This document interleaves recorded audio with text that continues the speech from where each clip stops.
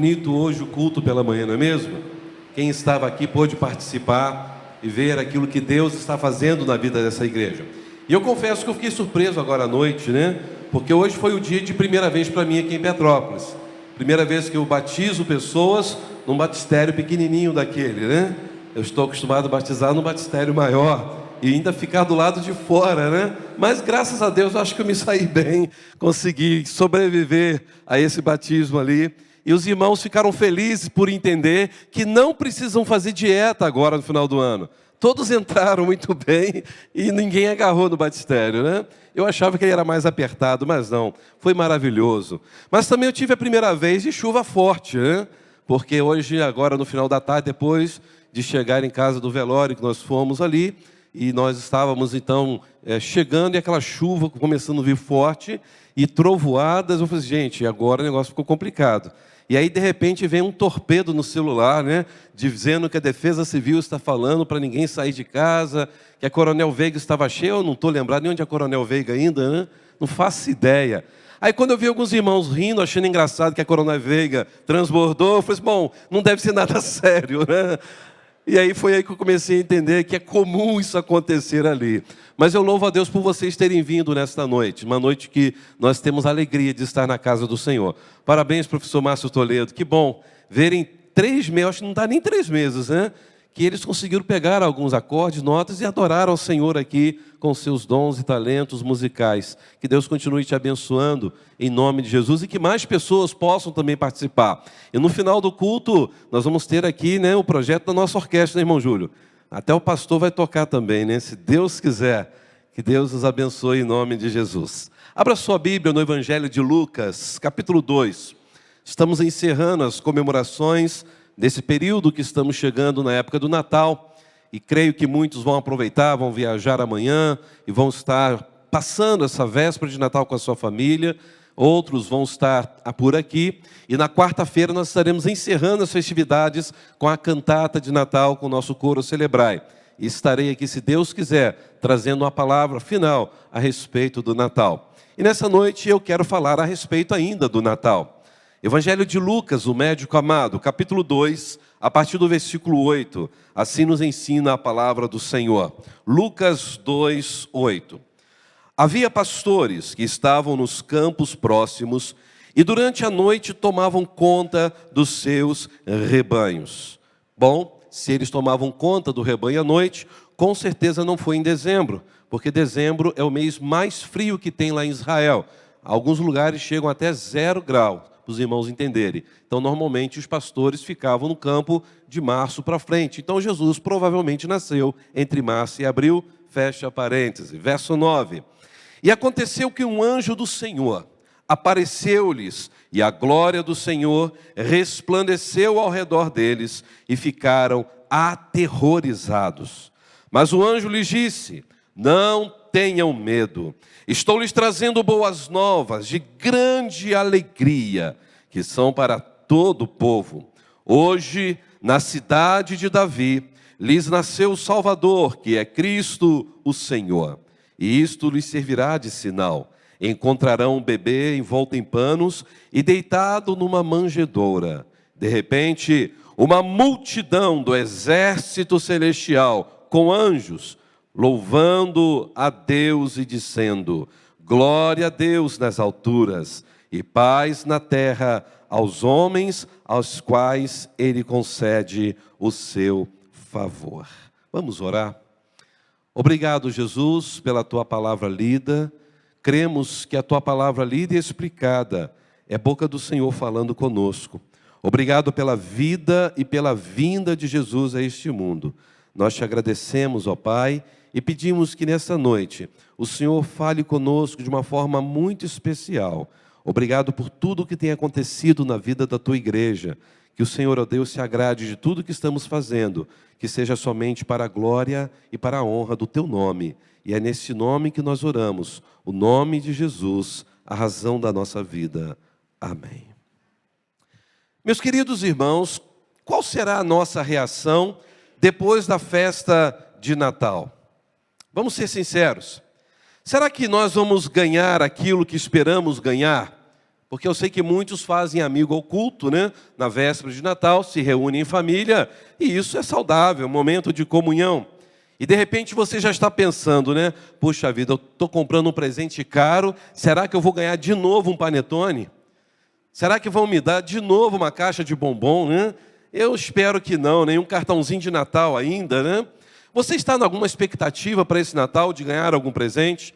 E nós temos falado exaustivamente aqui, é que nós é que devemos ser um presente de pessoa, principalmente para o verdadeiro aniversariante que é Cristo. Nós temos que entregar o nosso melhor, a nossa vida para Ele. Mas será que há pessoas aqui nessa noite fazendo dívidas para poder ter um Natal melhor? Ah, pastor, vou ver o que vai dar na fatura de janeiro. Vou comprar, vamos ter um Natal abençoado, né? Será que os nossos gastos de Natal já estão quebrando os nossos orçamentos? Talvez você esteja com o orçamento quebradinho desde o início do ano, né? Talvez você hoje esteja exatamente querendo ter o Natal para que você possa esquecer dos seus problemas. Talvez você quer celebrar o Natal porque você entrou de férias e agora você quer descansar. E quem sabe você vai ter uma celebração de Natal para tentar ter momentos de harmonia com a sua família, diante de uma família que passou o ano com grandes problemas, com grandes adversidades. Como que nós podemos descrever o nosso sentimento para as festividades de Natal? Será que vai haver contentamento em nossa vida? Será que as nossas expectativas serão satisfeitas?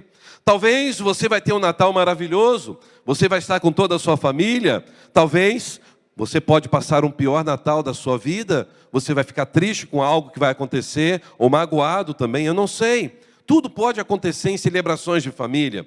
Mas a pergunta que temos que responder é: o que virá depois de tudo isso? Depois que passar a celebração do dia 24 para o dia 25, onde todo mundo começa a se abraçar e a dizer Feliz Natal. A pergunta que eu faço: o que vai acontecer na nossa vida no dia seguinte? Uma dor estomacal por comer demais? Uma dor na consciência porque gastou demais?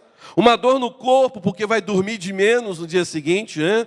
Vai para a cama lá para as 3, 4 horas da manhã. Eu pergunto, qual a sua expectativa depois do Natal? Olhando para isso e tentando responder, à luz desse texto, eu quero que os irmãos pensem comigo na expectativa do que foi o primeiro Natal na vida desses pastores que estavam ali em Belém. E nós podemos entender algumas lições desse texto. E primeiro podemos compreender que Natal não pode se resumir numa festa. Para aqueles pastores, eles entenderam que o Natal foi um presente de alegria dado por Deus à humanidade. Isso então foi o sentimento, este foi o sentimento daqueles pastores no dia seguinte. O Natal foi um presente de alegria dado por Deus à humanidade. Olha o que diz o versículo 8. Havia pastores que estavam nos campos próximos e durante a noite tomavam conta do seu rebanho, ou seja, trabalhando normalmente. Mas aconteceu que um anjo do Senhor apareceu-lhes e a glória do Senhor resplandeceu ao redor deles e eles ficaram aterrorizados. Você tem uma outra expressão para essa palavra, aterrorizados? Grande temor, apavorados. Muito interessante, não é isso? Aqueles pastores ali tranquilos, talvez com um matinho na boca, né, batendo papo sobre aquela noite linda, e de repente aparece a glória do Senhor, o anjo aparece ali para eles, eles ficam apavorados. A expressão aqui é fobom, fobia. Eles ficaram com grande terror diante daquela visão. E foi então que o anjo viu que eles ficaram assustados. E o que o anjo falou no versículo 10? Não tenham medo, ou seja, não fique com essa fobia.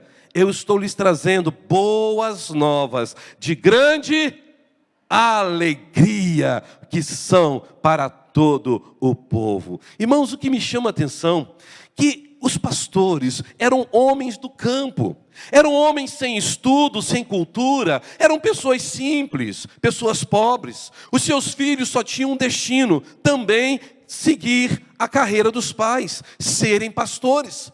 Não tinha faculdade, não tinha possibilidade de crescer na vida nesta época. Aliás, há uma estimativa dentro da arqueologia que a cidade inteira de Jerusalém tinha no máximo 27 mil pessoas junto com os arredores. E acredita-se que quase 80% eram pessoas que não tinham emprego e as pessoas estavam passando necessidade.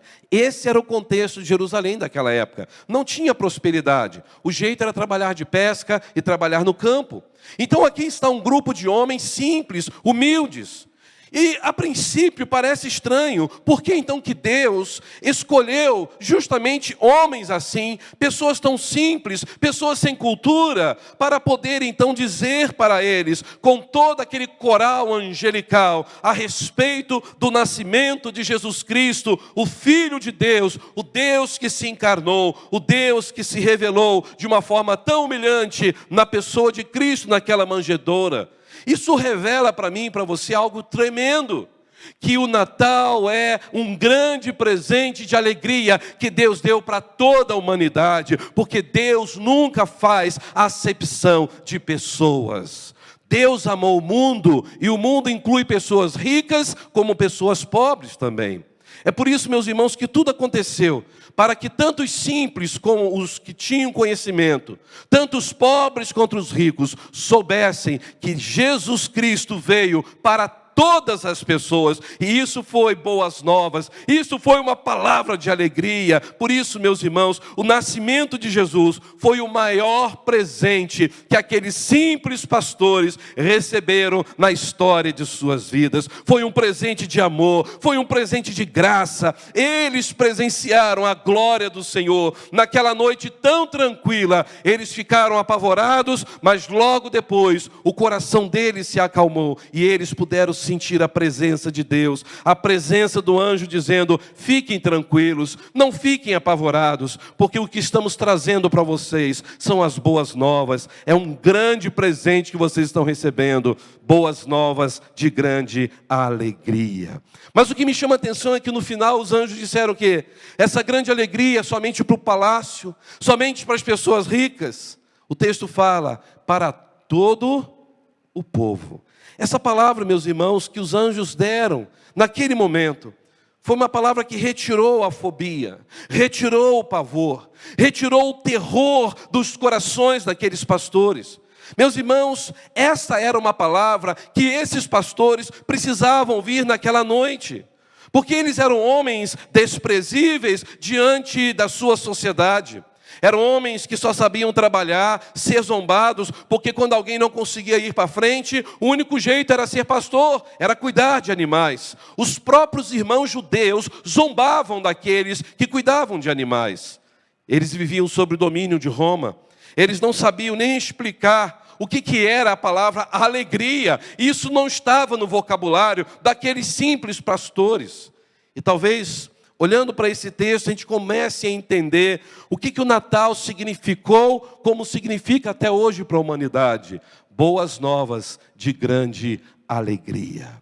Será que você pode celebrar esse Natal com uma grande alegria? Não por causa da bebida, da comida, dos presentes, mas em saber que Deus se lembrou de nós. Deus mandou o seu melhor, o seu Filho, vir a este mundo para nos dar a tão grande salvação. Nós temos muito que celebrar, não só no Natal, mas todos os dias da nossa vida, e dizer: Jesus veio, nasceu, cresceu, morreu, ressuscitou, e é Senhor absoluto da minha vida para sempre. É por isso que o crente em Jesus pode dizer que é feliz. Nós somos um povo alegre, porque Jesus Cristo nos salvou. Meus irmãos, talvez você olhando para esse texto e entendendo este grande presente que aqueles pastores ganharam, possa sentir qual foi o sentimento deles depois do Natal. Aqueles homens não eram mais o mesmo. Mas eu pergunto, o que te proporcionará alegria na noite de Natal? Talvez o tipo de presente que você vai ganhar, como aquela mulher que disse para o seu marido: meu bem, não se preocupe em me dar um presente muito bom. Eu só quero aquele radinho simples, que tem por fora um carro importado. Deu para entender, né? Só um radinho simples, mas que tem um carro importado por fora. Aí você fica nessa expectativa. Mas se você não ganha nada no Natal, você fica chateado. E eu pergunto, por que vamos ficar chateados no Natal se a gente não ganhar um presente ou não ganhar o presente que queríamos? Se o maior presente nós recebemos são as boas novas de alegria, é a salvação. Meus irmãos, o que nos move aqui nesta terra é a certeza de que Jesus é o Emanuel, é o Deus conosco. Ele nunca nos abandonará. Louvado seja o nome do Senhor.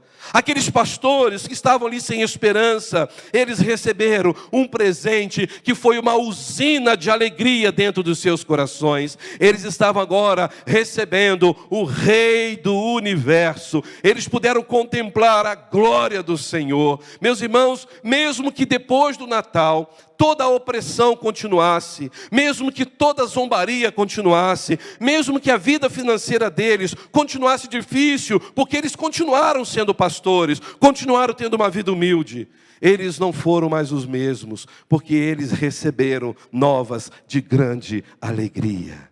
Esta alegria que esses pastores receberam era uma alegria que dependia de bens materiais. Por isso eles ficaram alegres por ouvir que eles não iriam sofrer mais, porque o Salvador havia chegado a Israel, aquele que se chamaria Jesus Cristo. Meus irmãos, é esse Jesus que trouxe tanta alegria para aqueles pastores, que é o Jesus que está aqui nessa noite conosco, que é o Jesus que é a nossa razão de viver. Esse dia uma criança, estava falando que no final da oração ela começou a orar em casa também. Pastor, hoje agora só ora assim em casa. Senhor, abençoe papai, mamãe, esse alimento, em nome de Jesus, a razão da minha vida. Amém. E eu disse, que lindo. E você aprendeu isso aonde? Foi com o Senhor. Eu achei aquilo mal barato, irmãos. Porque Jesus é a razão da nossa vida. Ou a gente acha que a razão da nossa vida é ganhar dinheiro?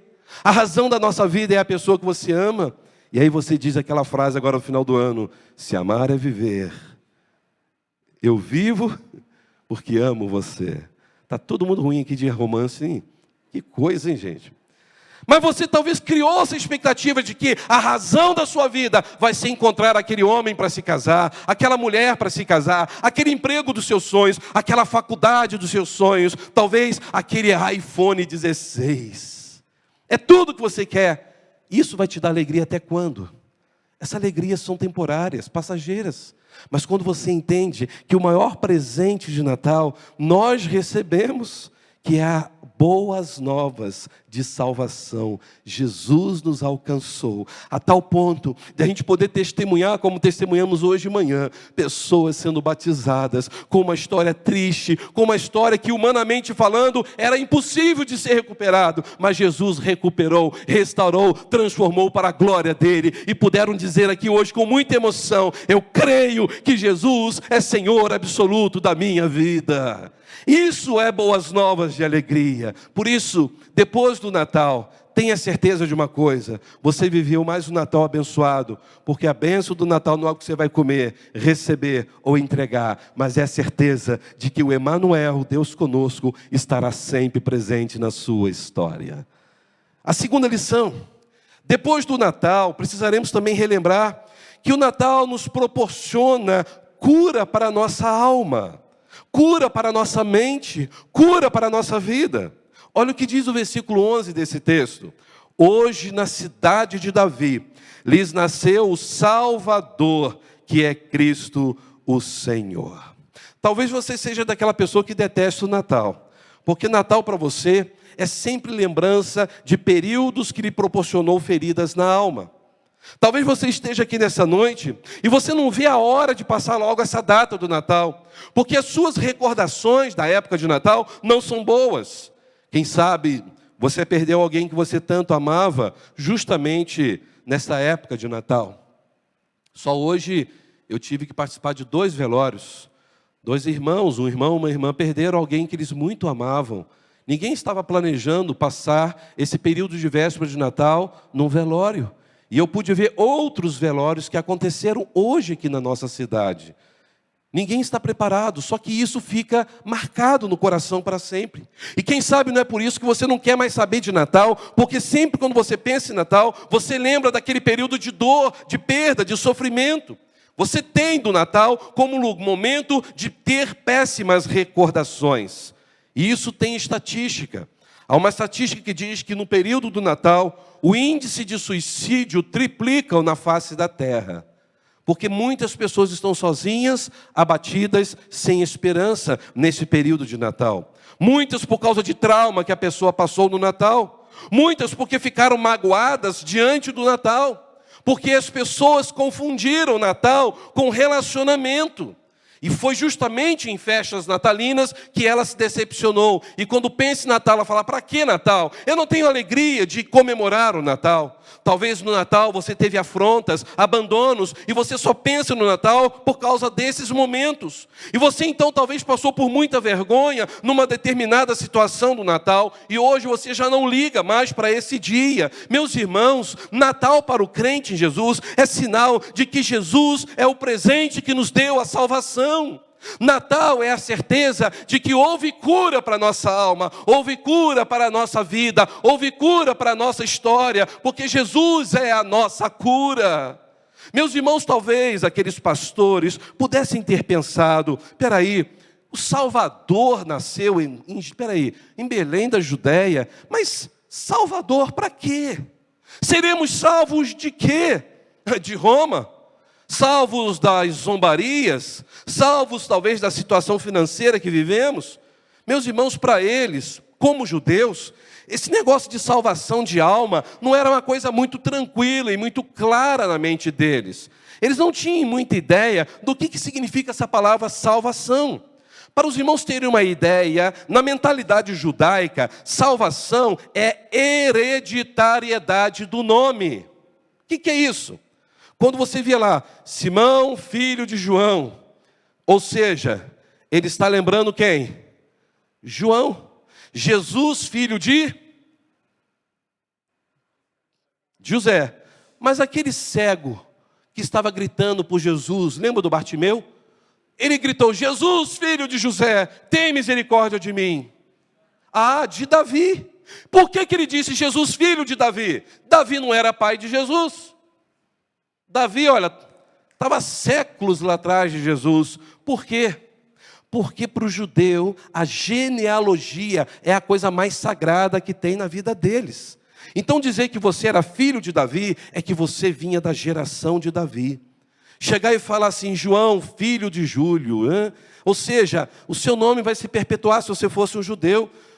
O João vai crescer, vai casar, vai ter um monte de filhos, neto, bisneto, tataraneto. Você já vai estar na glória há muito tempo lá, Isabel também. Mas sempre lembrar, você é o tataraneto do Júlio, que era o maestro, não é isso? Ou seja, isso para um judeu é a coisa mais sagrada que existia. Então, meus irmãos, eles começaram a entender o seguinte, salvação para mim é a perpetualidade do meu nome. Por isso que quando um judeu morria, as pessoas falavam o quê?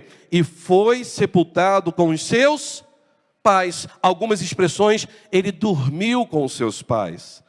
E até hoje tem muita gente que acha que quando você morre, você está dormindo. Por isso que a palavra cemitério é a palavra koimatério, que quer dizer dormitório. Olha só, né? Dormitório. Porque na mentalidade judaica, e a Bíblia tem esse contexto judaico, a pessoa morre e está dormindo, desativada. Mas não é isso que o cristianismo ensina e a Bíblia nos ensina. A Bíblia nos ensina que quando você morre, você já está junto com Cristo para sempre. Sabe por quê? Porque você vai encontrar muitas expressões na palavra de Deus, mostrando a pessoa que morreu e já estando no seio do Senhor. A parábola do rico e do Lázaro mostra isso. Aquele homem rico foi para o inferno, Lázaro estava ao seio de Abraão, lembram disso? Quando você olha outros textos, principalmente Apocalipse, diz lá, e vi as almas que foram degoladas por amor a Cristo, diante do trono de glória, dizendo, até quando, Senhor, não julgarás o nosso sangue? Eles estavam ativos ou desativados? Ativos. Quando você olha Jesus no Monte da Transfiguração, na qual ele resplandece, ele entra naquele painel do templo entre o Cronos e o Kairos. Jesus então sai do Cronos, entra no Kairos, aquele painel aberto. Pedro, Tiago e João, olhando aquilo, assustados, viram Jesus conversando com quem? Moisés e Elias. Ou seja, Moisés e Elias estavam assim, quem nos despertou do sono eterno? O texto só diz o seguinte: Jesus abriu o portal do templo e começou a conversar. E o texto é claro em Lucas 9, a partir do verso 30, que eles conversavam a respeito do êxodo, ou seja, do caminho que Jesus tinha para percorrer até o Calvário. Sabe, meus irmãos, essa era a ideia dos judeus: morria, dormia. Então, quando o anjo falou: vocês vão ter agora o Salvador, mas Salvador de quê? Eles não estavam entendendo que a salvação não era a ideia de perpetuar o nome. A salvação era ter o direito de viver uma vida maravilhosa nessa terra, uma vida em abundância nessa terra, mas ao morrer, estar com Ele para sempre nos céus. Eles tinham que entender que eles estavam sendo salvos dos seus pecados, salvos da segunda morte, salvos da eternidade sem Deus. É isso que os pastores foram entendendo naquele momento. Nasceu hoje, na cidade de Davi, o Salvador, aquele que nos salva das desilusões dessa vida, aquele que nos salva das amarguras do dia a dia, aquele que nos abençoa, aquele que nos perdoa, aquele que traz transformação completa. Aqueles homens ficaram cheios de alegria, porque essas palavras dos anjos, quando estavam cantando glória a Deus nas maiores alturas, aquilo encheu o coração deles de esperança, de cura para a alma, de cura para a sua vida pessoal. Talvez hoje você está aqui nessa noite e você está falando: pastor, eu tenho tanta coisa que eu preciso me salvar. Eu tenho que me salvar das minhas dívidas, pastor. Eu já tenho até dívida, não, eu tenho dúvida, que eu já não sei nem mais o que eu devo, né? Tem pessoas que estão assim: pastor, eu tenho certeza que o meu cartão de crédito está possuído pelo demônio. Porque não é possível, eu abro minhas faturas e vejo a minha conta aumentando. O problema não é o cartão de crédito, o problema é a pecinha que fica na frente dele, gastando toda hora. E aí depois que é que Deus faz um milagre se você não sabe administrar o seu dinheiro? Se você ganha 2.000, gasta 4. Se você ganhar 10, vai gastar 20. Aprenda a economizar, consagre ao Senhor o que é dele e se organize. Pode ter certeza, Deus vai te honrar e você terá condições financeiras. As pessoas às vezes estão abatidas por causa do dinheiro. Quantas pessoas hoje estão precisando ser salvas da depressão que estão vivendo, do desânimo que estão vivendo, talvez salvas de um casamento que está destruído. Eu quero dizer para você, Jesus pode te dar um casamento restaurado. Ele faz nova todas as coisas, mas você precisa dizer para Ele: Senhor meu Salvador, eu entrego minha vida nas Tuas mãos, e eu quero e creio que o Senhor vai fazer nova todas as coisas. O Senhor vai me salvar não só da eternidade, mas o Senhor vai me salvar também das situações adversas que eu vivo nesta terra. Sabe como Moisés lidava com Deus? Abra sua Bíblia em Êxodo, capítulo 15, verso 2 e o verso 3.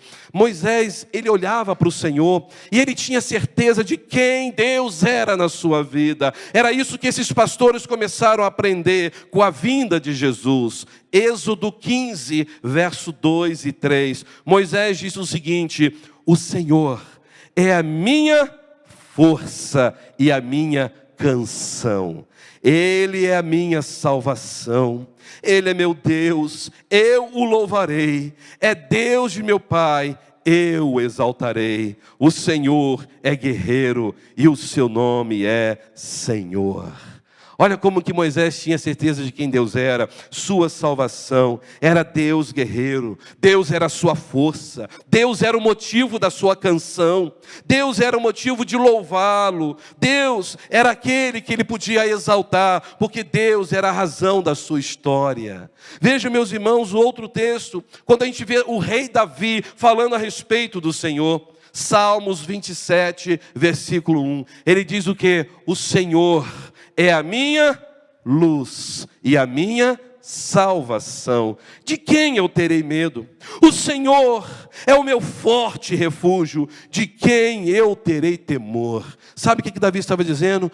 Deus é minha luz, Deus é minha salvação. Eu não vou temer mal algum, porque Ele está sempre presente comigo.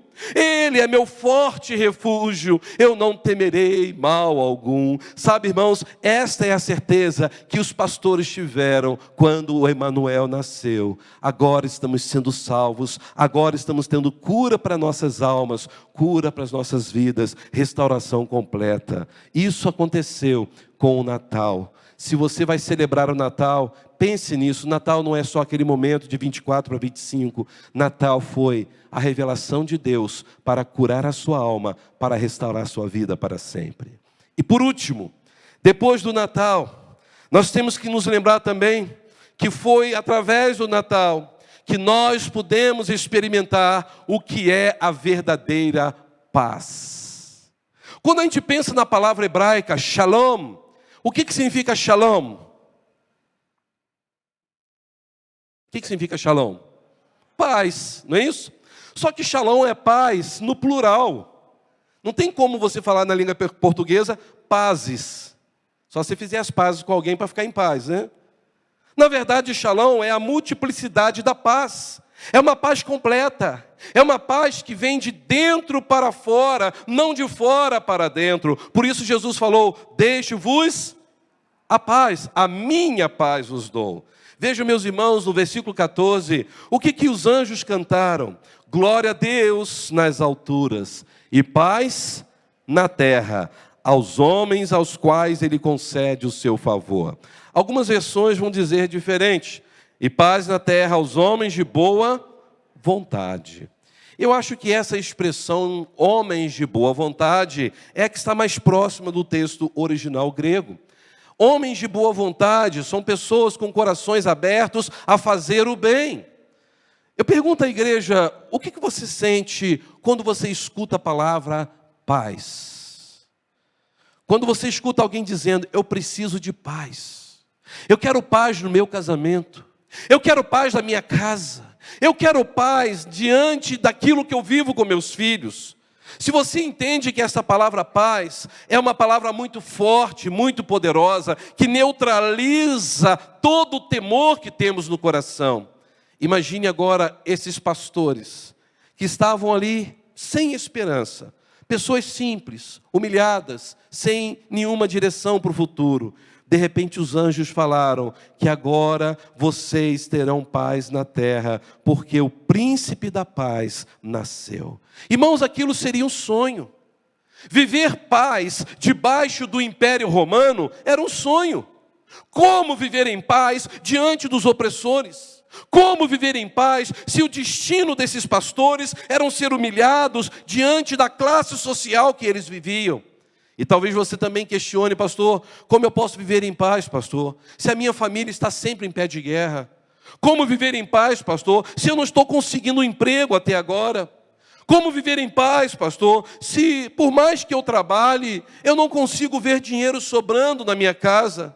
Como viver em paz, pastor, se o meu marido me trata mal, se a minha esposa me trata mal, se o meu marido não é fiel a mim, mas vai à igreja, mas não é fiel a mim, acessam sites pornográficos, é um homem que não está nem aí para assumir o sacerdócio do lar. Como, pastor, eu posso viver em paz?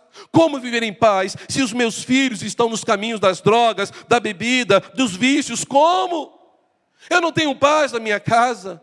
E quem sabe essa é a pergunta que você esteja fazendo no seu coração. Pastor, eu quero tanto ter paz na minha vida. A resposta está aqui. Haverá paz para quem? Para os homens, mulheres de boa vontade.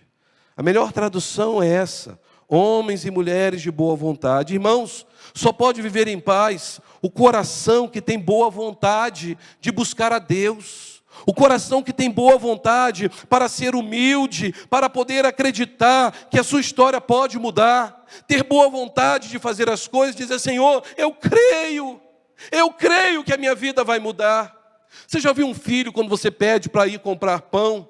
E aí eu lembro muito bem de um cantor, que eu acho que era o Marcos Witt, que falou isso, né? Quando a minha mãe me mandava comprar pão, ai de mim se eu falasse que eu não queria comprar. Era o chinelo voando na minha cabeça na hora. Então quando eu falava, vai comprar pão, tudo bem, mas sem vontade, mas a pessoa ia. Mas hoje em dia, mas eu tenho que comprar pão? Por que fulano não vai que está lá no computador à toa? Por que ciclano não vai que está lá na frente da televisão? Por que eu tenho que ir? Vocês já viram filhos com má vontade de fazer alguma coisa? Calma, um de cada vez. Filho, por favor, ajude a mamãe aqui, descasca o alho. Eu vou descascar alho, mas comer você quer, né? Não é assim? Pessoas que não têm boa vontade. As pessoas que não querem fazer nada. O texto aqui está dizendo que haverá paz para aqueles que estão dispostos a querer mudar de vida. Aqueles que simplesmente acreditam e estão prontos a fazer algo novo na sua história. Porque é muito fácil querer que Deus jogue um pozinho mágico na sua vida e você realmente não faz nada. Não lê a Bíblia, não ora, não jejua, não busca uma vida de consagração, mas quer que Deus venha como uma varinha mágica e puf, transforma a sua história. Será que você está disposto a mudar de vida? Tem boa vontade para obedecer ao Senhor? Ou esperando, talvez, Deus trazer um milagre para a sua vida e te dar a paz? Talvez o seu marido, por te tratar sempre mal, você pode dizer agora: pastor, ele me trata mal, mas eu estou disposta a ter boa vontade de caminhar mais uma milha e acreditar que o meu amor por ele vai abençoar esta relação. Eu vou continuar acreditando e eu vou fazer o melhor que eu puder. E aí você entra naquela ideia: comportamento gera comportamento. Quando um não quer, dois não brigam. Meus irmãos, é preciso ter boa vontade para lutar e viver em paz. É nesse coração desejoso de viver em paz que Jesus quer habitar. Jesus não quer habitar em coração que só está armado para revidar. Pessoas que você não pode falar, que ela já vai retrucando, nem espera você acabar de falar e já está falando alguma coisa. Você conhece pessoas assim? Pessoas que estão sempre prontas a falar mal de outros pelas costas, pessoas que nunca geram perdão, pessoas que só projetam imoralidade na mente e no coração, são pessoas que não deixam o Senhor ser Senhor absoluto das suas vidas. Meus irmãos, aqui estão pastores humildes, homens de boa vontade, homens simples. Se o patrão falasse: pegue todas essas ovelhas e saia agora, meia-noite, vá para outro pasto, eles iam e obedeciam tranquilamente. Eram homens de boa vontade. É por isso, meus irmãos, que o autor da paz acabara de aparecer ali, próximo onde eles estavam, naquela estrebaria, de uma forma humilhante. O Rei da Glória estava ali, e foi naquele exato momento que aqueles pastores puderam entender: o Deus Todo-Poderoso se humilhou para trazer para nós, homens simples, homens sem futuro, sem esperança, paz, restauração e um futuro melhor. Meus irmãos, eu fico imaginando João 14, 27, quando o próprio Cristo falou isso: deixo-vos a paz. Mas eu não estou dando a paz que o mundo dá, porque a paz que o mundo dá é negociada. A paz que o mundo dá é só por base de guerra. A paz que o mundo dá é falsa, porque dali a pouco volta a ter guerra. Foi aí que Jesus disse no final do verso 27 de João 14: não se turbe o vosso coração, nem fique com temor. Meus irmãos, sabe por que aqueles pastores receberam a verdadeira paz? Olha comigo no versículo 15. Leiam comigo lá do texto que estamos lendo de Lucas 2. Quando os anjos os deixaram e foram para os céus, o que os pastores fizeram? Disseram para os outros o que? A gente comeu alguma coisa que fez mal para a gente. Tivemos agora uma ilusão, não sei, aconteceu alguma coisa aqui que não é normal. Qual foi a fala desses homens? Simples, sem esperança, arrasados pela vida. Vamos a Belém. Vamos ver tudo isso que esses anjos falaram. Tudo que o Senhor nos deu a conhecer. Vamos agora. E diz o texto no verso 16 o quê? Que eles foram andando a passos lentos. Leiam comigo o verso 16. Então, correram para lá. Imaginem aqueles homens chegando ali, suado. É aqui que nasceu o menino. E diz que eles encontraram quem? Maria, José e o bebê deitado numa manjedoura. Vocês conseguem imaginar a visão que aqueles pastores tiveram? Eles sentiram paz. Homens que tiveram boa vontade de largar tudo, obedecer aos anjos, sem reclamar, sem murmurar, foram em direção a Belém, com ousadia, com alegria, e contemplaram o menino Jesus. Eles obedeceram, porque eles eram homens de boa vontade. Meus irmãos, nessa noite o Senhor trouxe cada um aqui, para tratar do nosso coração e dizer isso. O Natal é alegria, o Natal é um momento de cura para a sua alma, mas o Natal é um momento de você entender que a salvação veio para aqueles que têm boa vontade, para aqueles que realmente têm disposição de servir ao Salvador. Talvez você até saiba que Jesus é o Salvador, Talvez você até sabe que Jesus nasceu em Belém, isso é Natal, mas você ainda não entregou a sua vida por completo a Jesus Cristo. Prova disso, que você não está vivendo em paz. Prova disso, que você não tem boa vontade para servir ao Senhor. Sempre arruma uma desculpa para não estar na presença de Deus. Sempre reclama em casa, nada está bom para você. Será que você é dessas pessoas? São pessoas que não querem se submeter ao pastoreio de Jesus. São pessoas que não querem deixar os seus vícios, não querem deixar os seus pecados para seguir a Jesus. Acham que pode continuar assim e seguir a Jesus desse jeito. Jesus não divide a glória dele com ninguém. Se você quer seguir a Jesus, tem que ser de inteireza de coração. Você precisa abandonar aquilo que tem te afastado do Senhor. Aqueles pastores poderiam muito bem ter dito o seguinte: olha, amanhã a gente vai lá, porque vai que não era bem isso que a gente entendeu. Amanhã a gente espera, vamos descansar e vamos ver se esse menino nasceu mesmo. A grande questão é que esses homens tinham boa vontade. Eles precisavam de esperança, eles precisavam de paz. Eles não esperaram mais um minuto sequer, eles foram em direção a Jesus Cristo.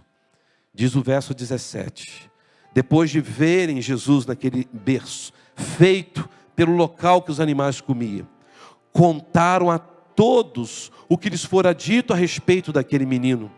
E diz o verso 18, que todos que ouviram o que os pastores disseram, ficaram admirados. Vocês conseguem ver aqui? Uns pastores que estavam sem esperança, foram transformados em missionários. Foram pregar e anunciar que o Messias tinha vindo, que a esperança do mundo tinha nascido, que as novas de grande alegria estavam aqui na terra. As pessoas ficaram tão assim admiradas, porque como pode? Pessoas simples, sem cultura, sem estudo, falando com tanta convicção, com tanta paixão a respeito desse bebê que nasceu. De fato, esse bebê é especial. E sabe o que aconteceu? No versículo 20 disse, os pastores voltaram, glorificando, louvando a Deus, por tudo que tinham visto, ouvido, como lhes fora dito. Sabe o que acontece quando você entende o que é o Natal? Você sai deste culto, como esses pastores, glorificando a Deus, por tudo que Deus falou ao teu coração. Glorificando a Deus, por você saber que Jesus Cristo é a razão da sua vida. Glorificando a Deus, porque você experimentou a paz no seu coração. Você vai sair daqui nesta noite louvando a Jesus, não porque você participou de mais um culto, mas porque você pôde experimentar o agir sobrenatural de Jesus neste lugar na sua vida.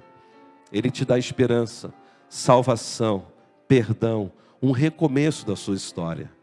Você poderá ter um Natal lindo e abençoado, porque o Emanuel, de fato, estará presente no seu coração. E não só para o Natal, mas para sempre. Depois do Natal, você não vai só acordar com a cabeça cansada de ter dormido pouco, mas você vai acordar dizendo, obrigado Jesus, mais um ano eu pude celebrar, te adorar, porque Jesus veio a este mundo, me trouxe novas de grande alegria, me trouxe cura para a alma, me trouxe paz completa para a minha história. Eu sou feliz porque eu sou de Jesus. Se você quer ter essa certeza nesta noite também, e celebrar esse Natal bem diferente, um Natal sem bebidas, um Natal em que você possa beber do Espírito, beber da palavra, e poder mostrar para a sua família, Jesus é o motivo da nossa celebração. Eu tenho certeza que você vai guardar a roupa do Papai Noel. Eu tenho certeza que você vai dizer, o centro da minha vida é Cristo. A verdadeira história do Natal é Cristo. Ele me trouxe alegria, paz, cura para a minha vida. Eu quero convidar você a fechar os seus olhos nesse momento. Eu quero convidar você a fazer esta oração comigo. Diga assim para o Senhor, Senhor Jesus, nesta hora eu venho a Ti, porque eu sei que Tu és o Deus Todo-Poderoso. Senhor Jesus, Tu tens todas as fontes que eu necessito. O Senhor é o Deus de grande compreensão, de grandeza. E eu creio que o Senhor tem prazer em recompensar aqueles que Te buscam de boa vontade. Agora, Jesus, eu entrego em Tuas mãos minha vida, minha história, meus sonhos. E eu te peço, Senhor, perdão pelos meus pecados, até mesmo por aqueles que me feriram, aqueles que me humilharam, aqueles que riram de mim. Ajude-me a perdoá-los também, Senhor. Diga para o Senhor: Jesus, eu quero neste Natal viver a experiência mais impactante de toda a minha vida, de dizer para todos os meus familiares que Senhor é a razão da minha história, que o Senhor trouxe alegria para a minha vida, paz, cura e transformação. Se você fez esta oração comigo, eu quero agora orar por você. Eu não sei qual a tribulação você tem passado, eu não sei qual a percepção que você está tendo deste Natal neste ano, mas eu quero dizer a você que você terá o seu melhor Natal, porque você vai celebrar com intensidade ao verdadeiro sentido do Natal, que é Jesus Cristo. Se você quer entregar sua vida a Cristo, eu te convido a sair do seu lugar e vir aqui à frente e dizer: Senhor, eu preciso de paz, eu preciso de cura, eu preciso de salvação. Eu convido a igreja a ficar em pé, e eu quero convidar você de uma forma especial.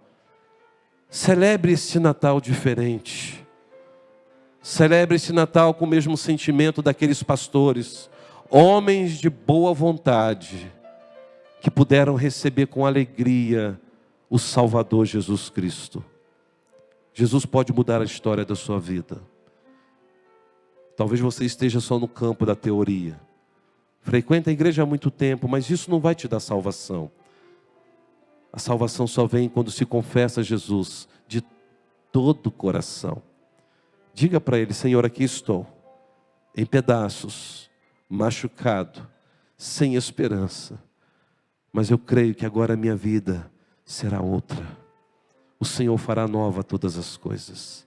Você crê nisso? Então vem aqui à frente. Eu quero orar por você, para que você tenha um Natal abençoado, um Natal feliz, um Natal pela qual você possa dizer no dia seguinte: que Natal maravilhoso eu tive este ano, porque eu celebrei de uma forma correta, eu celebrei o verdadeiro sentido do Natal. Seu casamento está destruído, o Senhor do Natal pode restaurar o seu casamento, mas você precisa consagrar sua vida a Jesus. Há alguém que quer fazer isso? Pode vir. Vamos orar. Obrigado, Senhor, Tu és o príncipe da paz. Obrigado, Jesus, porque eu não imagino o quanto aqueles pastores ficaram em choque, aterrorizados, com fobia, quando viram aqueles anjos dizendo que eles estavam trazendo novas de grande alegria. Mas eles foram impactados pela Tua palavra. Ó Senhor, que noite incrível foi para aqueles pastores. Homens rejeitados pela sociedade, homens que se morresse ninguém ia sentir falta, mas o Senhor amava cada um deles. Louvado seja o Teu nome, Senhor. Obrigado porque o Senhor não faz acepção de pessoas. Ó Senhor, o Senhor trouxe para aqueles homens paz. O Senhor trouxe para aqueles homens a certeza de que eles estariam restaurados da vida espiritual e também na sua vida pessoal. Obrigado porque aqueles homens não ficaram apenas ali, eles saíram para anunciar que Jesus Cristo era a esperança, que o Messias tinha nascido. Ó Senhor, é muito diferente quando alguém tem um encontro pessoal contigo, porque não tem como a gente guardar isso para nós. Nós queremos falar para todos o tamanho do amor do Senhor e dizer: Deus amou o mundo de tal maneira. Obrigado, Jesus, porque o Senhor nos confiou nesta noite esta mensagem de poder falar nesta véspera de Natal que teremos a respeito de Jesus, novas de grande alegria. Jesus, obrigado, porque na véspera desse Natal vamos poder falar que o Senhor curou a nossa vida e que o Senhor também nos deu a paz completa. Obrigado, Senhor.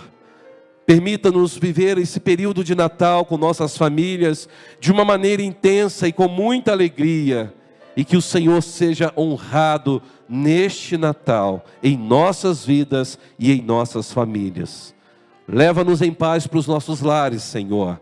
Nós te agradecemos e te louvamos, em nome de Cristo, a razão da nossa vida. Amém. Você pode dar um abraço a quem está do seu lado?